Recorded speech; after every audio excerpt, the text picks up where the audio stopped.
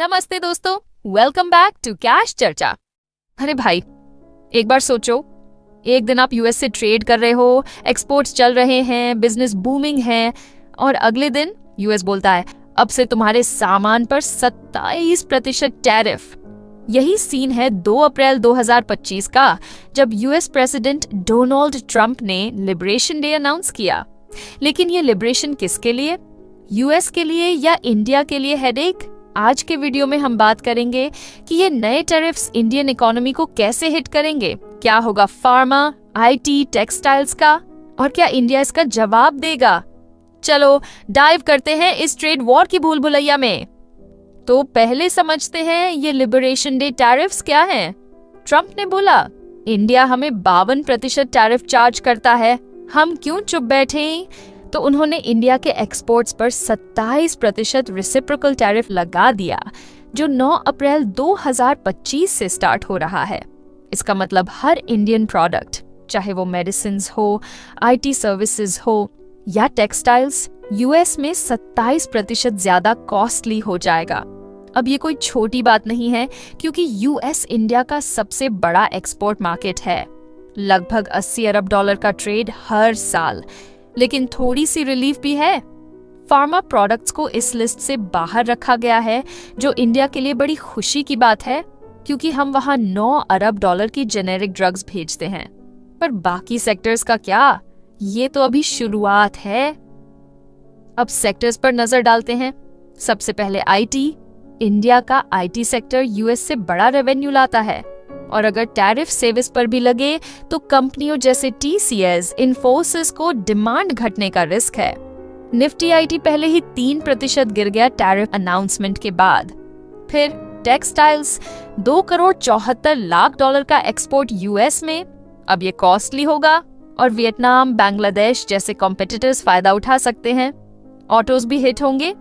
Indian car parts पर 26% tariff लगेगा, तो टाटा मोटर्स, मोथरसन जैसे स्टॉक्स पर प्रेशर आ सकता है। स्टील और कृषि भी लाइन में है। एक्सपोर्ट्स घटेंगे, जॉब्स पर असर पड़ेगा। लेकिन एक ट्विस्ट है। एक्सपर्ट्स बोल रहे हैं कि चाइना पर 34%, वियतनाम पर 46% टैरिफ लगा है, तो शायद इंडिया थोड़ी कॉम्पिटिटिव एज बनाए रख सके। पर यह फायदा तभी अगर इंडिया स्मार्टली खेले। अब बात करते हैं बड़े पिक्चर की। एक्सपोर्ट्स घटने से इंडियन रूपी पर प्रेशर बढ़ेगा। अभी 85.69 पर है डॉलर के अगेंस्ट, और ये और गिर सकता है। इसका मतलब इंपोर्ट्स महंगे, इन्फ्लेशन अप, और आरबीआई को इंटरवीन करना पड़ेगा। स्टॉक मार्केट में भी वोलेटिलिटी। सेंसेक्स, निफ्टी में हल्की गिरावट ऑलरेडी दिख रही है। फॉरेन डायरेक्ट इन्वेस्टमेंट एफडीआई भी रुक सकता है, क्योंकि ग्लोबल ट्रेड टेंशन से इन्वेस्टर्स डर जाते हैं। लेकिन ये पूरा गेम ओवर नहीं है। इंडिया के पास ट्रेड सरप्लस है यूएस के साथ 37 अरब डॉलर का, जो 1% जीडीपी है।